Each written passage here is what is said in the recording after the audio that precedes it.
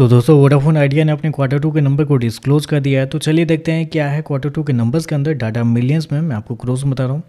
तो देखिए पिछले क्वार्टर में कंपनी 11,022 करोड़ का रेवेन्यू जनरेट की थी ऑपरेशन के थ्रू। पिछले साल 10,932 करोड़ के आसपास, जबकि अभी देखें तो कंपनी का रेवेन्यू बढ़ के 11,194 करोड़ आपको जाता हुआ देखने को मिला। तो साल दर साल जाते हैं तो साल दर साल कंपनी के रेवेन्यू के अंदर तेजी आपको देखने को मिल रही है। लगभग बोल सकते हैं 2.5% के आसपास का जंप है कंपनी के रेवेन्यू के अंदर साल दर साल। जबकि क्वार्टरली बेस पे जाते हैं तो क्वार्टरली बेस पे एक बड़ी तेजी आपको देखने को मिली है। सॉरी माफ कीजिएगा, क्वार्टरली बेस पे भी कंपनी के रेवेन्यू के अंदर लगभग 2% के आसपास का जंप आपको देखने को मिला है। तो कंपनी का रेवेन्यू देखें तो आपको साल दर साल क्वार्टर हल्का सा ही बढ़ता हुआ देखने को मिला है। हालांकि उम्मीद भी थी कि हल्का सा ही बढ़ेगा, ज़्यादा कुछ बढ़ता हुआ देखने को नहीं मिलेगा।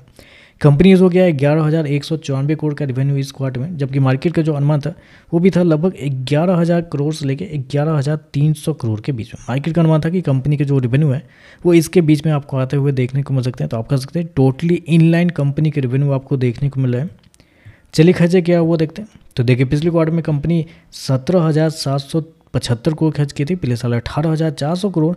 अभी देखें तो कंपनी खर्चे 16,861 करोड़ आपको जाता हुआ देखने को मिला। तो खर्चे देखें तो खर्चे आपको बहुत हद तक कंपनी के कंट्रोल में देखने को मिल रहे हैं।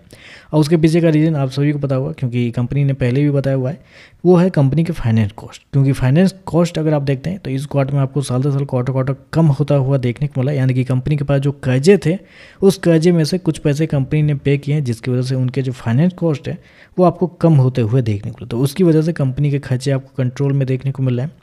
चलिए कंपनी का प्रॉफिट क्या निकलता है वो देखते हैं।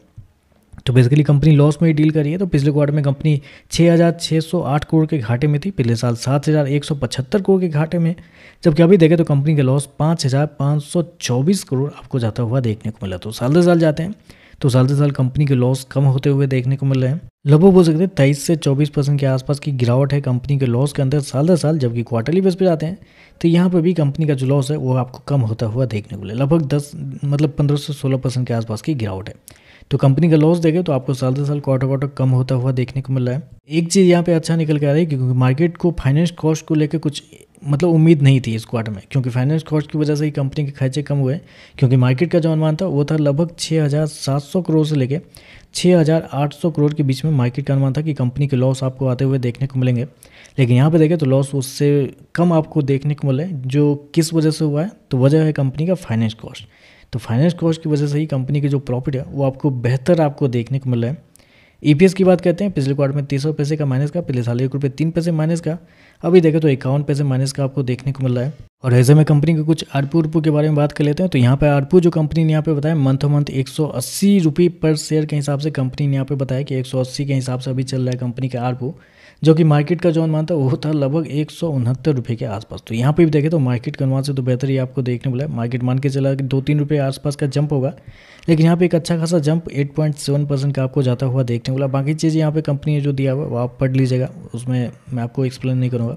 तो ओवरऑल देखा जाए तो नंबर बेहतर आपको देखने को मिला, उतने कुछ खास भी नहीं है। लेकिन जो नंबर के अंदर एक चीज़ जो मुझे पर्सनली जो अच्छा लग रहा है वो है कंपनी का फाइनेंस कॉस्ट, जो शायद मार्केट को पता नहीं था कि इस क्वार्टर में कम होते हुए देखने को मिलेगा, जो कि कम होता हुआ देखने को मिला है। तो वो एक पॉजिटिव फैक्टर यहाँ पे आपको आता हुआ देखने को मिला। देखते हैं उस पर मार्केट कैसे रिएक्ट करता है। बाकी नंबर कुछ खास नहीं है, लेकिन नंबर कुछ एवरेज टाइप के नंबर ही है। 1-2% का ग्रोथ, कोई खास ग्रोथ है नहीं। लेकिन हाँ, फाइनेंस कॉस्ट की वजह से शायद हो सकता है मार्केट इस पर शायद पॉजिटिव रिस्पॉन्स दे दे। बाकी देखते हैं मार्केट कैसे रिएक्ट करता है। वीडियो पसंद आया तो लाइक कीजिएगा, साथ में साथ चैनल को सब्सक्राइब जो कीजिएगा। धन्यवाद।